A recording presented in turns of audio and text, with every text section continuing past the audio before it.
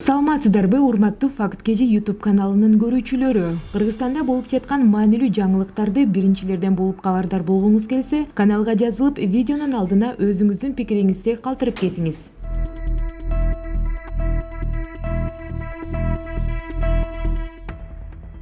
Жогорку кеңештин төрагасы Дастанбек Жумабеков президентке импичмент жарыялоо аракети, азаттыктын иликтөөсү, Матраимов талашы, коррупцияга каршы күрөш жана азыркы саясий кырдаал тууралуу суроолорго жооп берди. Төрага Жогорку кеңештин комиссиясы чыгарган чечимдер укуктук күчкө ээ болот, тийиштүү органдарга берилип, кылмыштуу адамдар болсо жоопкерчилигин тартат. Биз буга чейин көп нерсени чыгарып келбедикпи? Бирок берилген акча меники болчу. Бюджетке түшө турган акчаны уурдап жеп алдык деген көрсөтмөлөр адамдар болбой жатат, деп билдирди.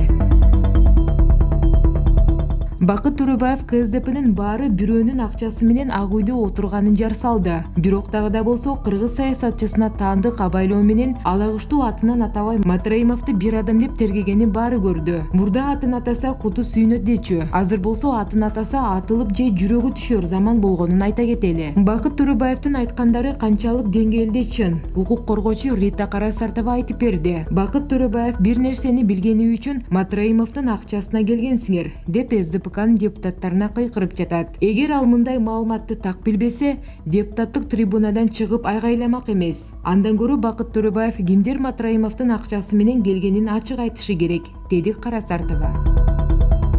Унута элек болсоңор, Атамбаевдин доорунда буурадай буркулдаган Чыныбай Турсунбеков деген алышкандын алы жетпеген, күрөшкөндүн күчү жетпеген бизнесмен депутат бар эмес беле. Мына ошол кезде спикерликке чейин барып, андагы КСДПнын төрагалыгын аркалап жүргөн, ал азыркы мезгилде кай тарапта барып шектүү бизнес пландар толгон башын батыраарына билбей жаткан өңдү. Акыркы күндөрү айрым басылмалар анын бир тууган кайнинисине жаздырып берген Бишкек ликер арак заводун жасалма банкрот кылып менчиктеп алды деген шек менен кылмыштык иликтөө башталганын жазып чыгышкан. Же Чыныбай Акуновичтин мурдагы кылган эрдиктери менен мамлекетке келтирген эбегейсиз зор салымынан табылган акчаларын коргоого ала турган татыктуу өнөктөш табылбай жатканбы белгисиз. Минткенибиздин себеби акыркы күндөрү Чыныбай акебиздин жакшы адамдар болсо кызматташам маанисиндеги учкул ойлору жалпыга маалымат каражаттардан пайда боло калды. Убагында Асабадан баштап сотко берген журналисттердин бүт уткан муз жарыгыч депутатка журналисттердин керек боло калганы кызык. Бирок жан багуу парыз. Чогулткан мал мүлктү сактоо жашоонун эрежеси дегенде такалсак кызык деле эмес. Катардагы байлыгын сактоонун амалы деп билген оңбу. Антпесе ушунча байлыкты топтоп алып, пайдасын көрбөй, абакта жатыш абзел иш эмес экенин баары билишет.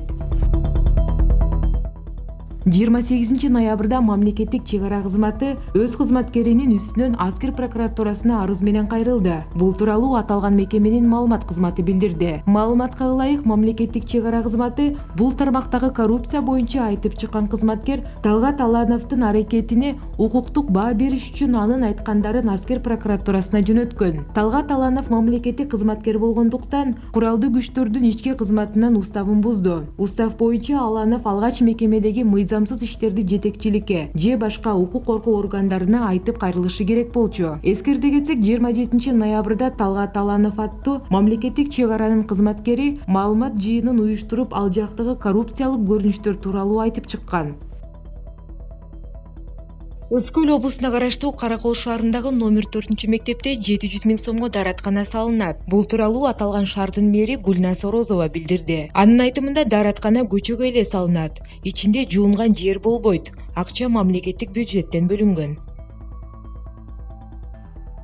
Өкмөт өлкөнүн экономикасын өнүктүрүү, калк турмушун жакшыртуу, анын ичинде республикалык бюджетти аткаруу, коомчулуктун көңүлүн өйүп турган коррупциялык жонсундарды жоюу, жаңы жумушчу орундарын түзүү жаатында бир катар алгылыктуу чараларды көрүп жатат. Бул тууралуу премьер-министр Мухаммедкалый Абылгазиев Жогорку кеңеште республикалык бюджеттин долбоорун карап жатканда билдирди. Абылгазиевдин айтымында бажы системасындагы бардык процедураларды санариптештирүү, адам факторун азайтуунун бирден бир жолу. Бажы тармагын толугу менен санарипке өткөрөбүз. Азыр бажыдагы жемкорлукту ар кандай персоналдарга байлап жатабыз. Мындан кетүүнүн бир гана жолу бажы системасындагы процедуранын бардык санарип формага алып келишибиз керек. Бул тууралуу президент да айтты. Ташып келүүдө эсепке алынбаган товарлардын баары ушундай жол менен эсепке алынат. Мына быйыл бажы посттору заманбап техникалык база менен жабдыла баштады. 472 видео камера орнотулду. 5 бажы постторуна инспектордун көзөмөлдөөчү комплекс коюлду. Президенттин менин жана бажы кызматынын төрагасынын кабинетине чек арадан кандай автоунаа саат канчада өтүп жатканын онлайн түрүндө көзөмөлдөп турабыз, деп кошумчалады өкмөт башчы. Дагы башка кызыктуу жаңылыктарды биздин сайттан окусаңыздар болот.